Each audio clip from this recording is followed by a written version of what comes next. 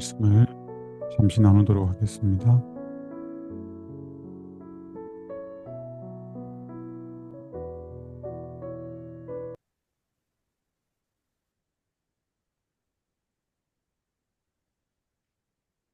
오늘은 그리스도와 교리에서 그리스도의 율법 9번째 주제입니다. 율법과 복음. 굉장히 중요한 주제죠. 율법과 복음의 상관성이 어떤 건지를 알아야만 하는데요. 그래야 율법의 목적과 복음의 목적을 바르게 이해할 수가 있습니다.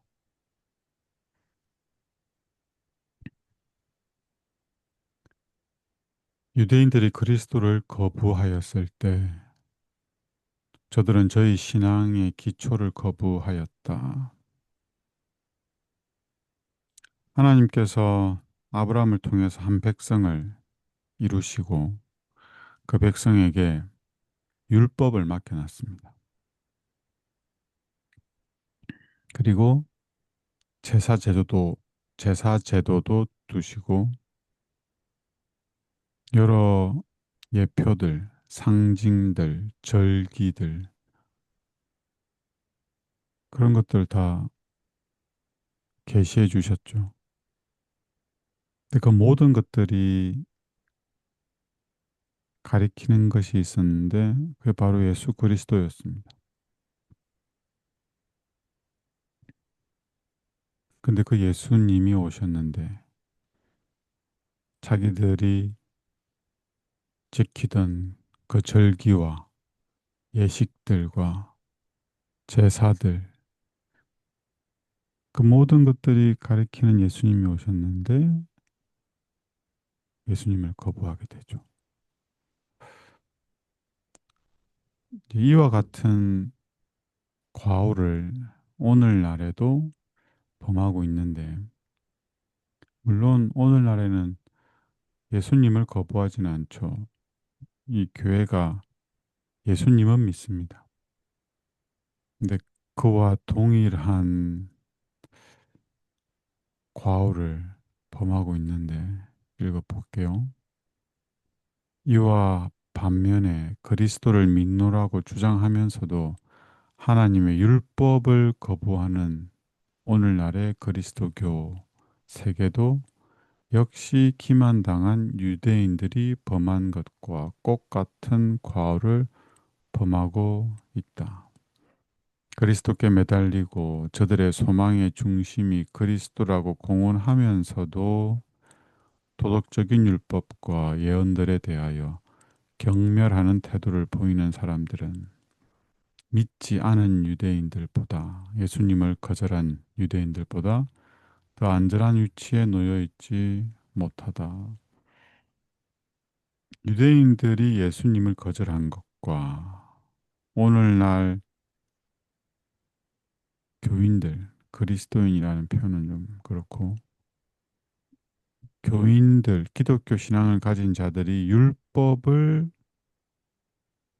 거절하는 것은 그 동일한 선상에 있어서 과오를 범한다고 보는 거죠. 예수님을 거절하는 것과 율법을 경멸하는 것. 이 어떻게 동일 선상에 놓여질 수가 있을까요? 어? 율법을 이제 경시하게 될 때 어떻게 되는지를 설명합니다. 저들은 무엇에 대하여 회개하는지 완전히 설명할 수 없으므로 저들은 죄인들에게 알아들을 만하게 회개를 호소할 수 없다. 이제 이러한 가르침을 가지고 있는 교회가 있죠. 교단이 있습니다. 회개에 대해서 제대로 설명할 수 없는 이유는 무엇을 회개해야 될지를 모르기 때문입니다. 왜 무엇을 회개해야 될지를 모르냐면 무엇이 죄인지를 모르기 때문입니다. 그래서 회개는 처음 신앙을 시작할 때 딱 한 번만 해도 된다고 가르치거나 아니면 하나님께서는 우리가 가슴 아파하면서 애통하면서 회개하기를 원치 않으신다면서 회개를 할 필요 없다고 가르치기도 하죠. 실제로 이런 일들이 있습니다. 어, 예수님이 죄인을 구원한다는 말의 의미가 무엇인지를 잘 모르는 거죠. 죄들을 버리라고 권고를 받은 죄인은 무엇이 죄인지 물어볼 권리가 있다. 무엇이 죄입니까? 우리로 하여금 예수님을 믿지 않으면 안 될 문제가 있다고 깨닫도록 하는 것이 죄잖아요. 도대체 그 죄가 무엇이냐는 거죠. 교회 안에 죄에 대한 정의가 아주 많습니다. 뭐 원어적인 의미도 있고, 뭐 철학적인 의미도 있고, 어떤 영적인 의미로 의미를 부여해서 죄를 정의하기도 하는데, 죄는 요한일서에 말한 것처럼 불법입니다. 불법을 지키지 못하는 것, 법과 일치하지 못하는 게 죄죠. 이게 유일한 죄의 정의입니다. 하나님의 율법을 존중하는 사람들은 죄는 불법이라고 대답할 수 있다. 분명하게 대답을 할 수가 있죠. 그래서 무엇을 회개해야 할지도 분명하게 알죠. 이것을 확정하기 위하여 사도 바울은 율법으로 말미암지 않고는 내가 죄를 알지 못하였다고 말하였다. 바울이 율법을 오해하고 있었을 때는 자기가 율법으로는 흠이 없다고 말할 수 있었죠. 근데 율법을 제대로 깨닫고 율법이 오매 자기는 죽고 죄가 무엇인지 알게 되죠. 근데 이 율법을 경시하거나 거절하거나 패했다고 한다면 우리는 무엇이 죄인지 무엇을 회개해야 될지를 알 수가 없습니다. 더 나아가서 회개하고 나서 용서받고 나서 어떻게 살아야 될지도 알 수가 없습니다. 율법이 없다면 우리는 어떠한 삶을 살아야 할지를 결정하는 기준을 어디서 찾을 수 있을까요?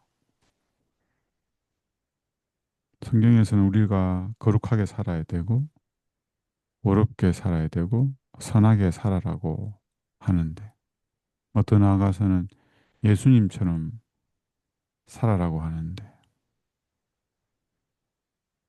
사랑하면서 살아라고 하는데, 도대체 그 기준이 무엇입니까? 여기에 대한 분명한 기준이 없기 때문에 어떻게 합니까? 사랑을 해도 이기적으로 사랑하죠. 부모가 자녀를 위해서 하는 모든 겉면들이 사랑으로 하게 되면 상대방에게 사랑으로 다가가고 사랑으로 경험되는데 그렇지 않죠.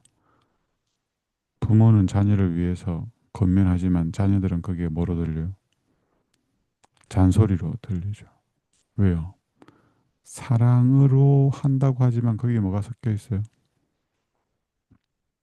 다 이기심이 섞여 있죠.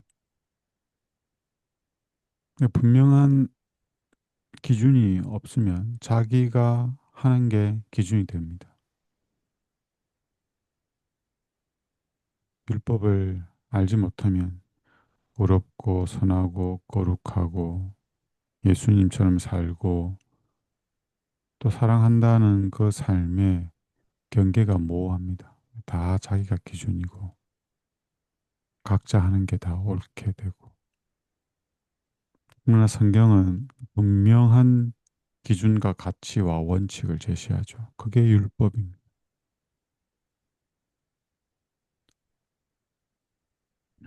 제가 도서관에서 책을 하나 빌렸는데, 짠, 이거 바실레아 슐링크라는, 뭐라고 해야 되지? 하여튼 신부 그런 건 아닌데, 하여튼 이 그리스도인이 음, 쓴 책인데 굉장히 많은 책을 썼어요. 근데 여기 보면 아주 율법을 아름답고 가치 있고 거룩한 것으로 잘 설명해 놓고 있습니다. 매일매일 한 장씩 묵상할 수 있도록 한 건데, 바실레아 술링커와 함께하는 365일 묵상. 그러니까 성령의 조명 아래에서 말씀을 바르게 읽고 연구하면 하나님의 율법에 대한 이해를 바르게 할 수밖에 없습니다. 재림 교인이 아니더라도 바르게 성경을 읽고 그 빛을 받아들이면 율법이 우리에게 정말 필요하고 율법이 선하고 거룩하고 어렵다는 걸 알죠. 바울의 고백을 경험적으로 알 수가 있습니다.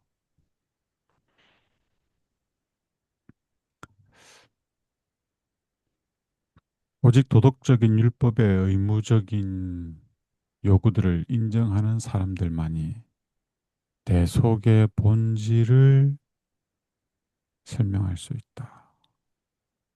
이 율법을 바르게 알아야만 죄에서 구원받는다는 것의 의미를 바르게 알 수가 있습니다.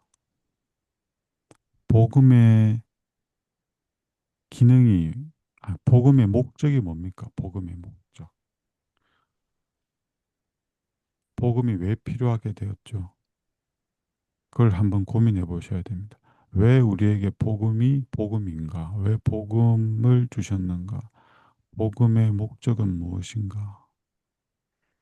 그리스도께서는 하나님과 인류 사이에 중재하셔서 당신의 율법에 대한 인간의 충성을 회복시키므로 인간이 하나님과 하나가 되게 하기 위하여 오셨다. 분명히 설명하죠.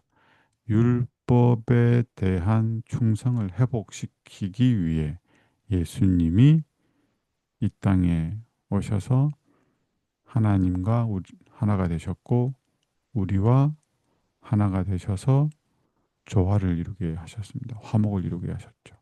뭘 하기 위해서요? 율법에 대한 충성을 회복시키기 위해서. 다른 말로 하면 율법을 순종시키기 위해서. 율법을 지키도록 하기 위해서. 이게 복음의 목적입니다.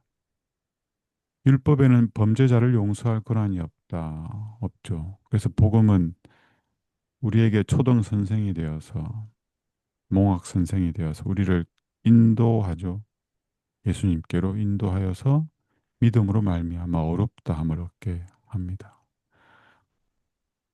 예수님께서만 홀로 죄인의 빚을 갚아주실 수 있으시다. 예수님께서 회개한 죄인의 부채를 갚아주셨다는 사실이 계속해서 하나님의 율법을 범해도 좋다는 성락을 한 것이 아니라 그때부터 회개한 죄인은 율법에 순종하는 생애를 살아야 한다는 것이다. 약속한 시간이 되어서 로마서 3장 31절에 보시면 그런즉 우리가 믿음으로 율법을 폐하느뇨 그럴 수 없느니라 도리어 율법을 굳게 세우느니라. 믿음은 율법을 더 굳게 세우죠. 이 일을 위해서 예수님이 이 땅에 오셨습니다. 율법을 회복시키기 위해서, 율법을 원래 자리에 갖다 놓기 위해서. 이 일을 위해서 사실은 이스라엘 백성을 선택하셨는데 이스라엘이 그 사명을 감당하지 못하죠. 이 일을 위해서 교회를 다시 선택하셨는데 교회가 이 일을 잘하지 못하죠. 이 일을 위해서 그 교회 중에서 제7회 안식 예수 재림 교회를 세우셨습니다. 우리는 이 사명을 잘 감당하고 있는가 한번 돌아봐야 할 것입니다. 오늘도 개인적으로 경건의 시간을 가지시고 우리 안에서 예수님을 믿음으로 말미암아 율법이 마땅한 자리를 회복하고 그 율법의 원칙인 사랑이 우리의 표정과 생각과 말투, 행동으로 잘 드러나면 좋겠습니다.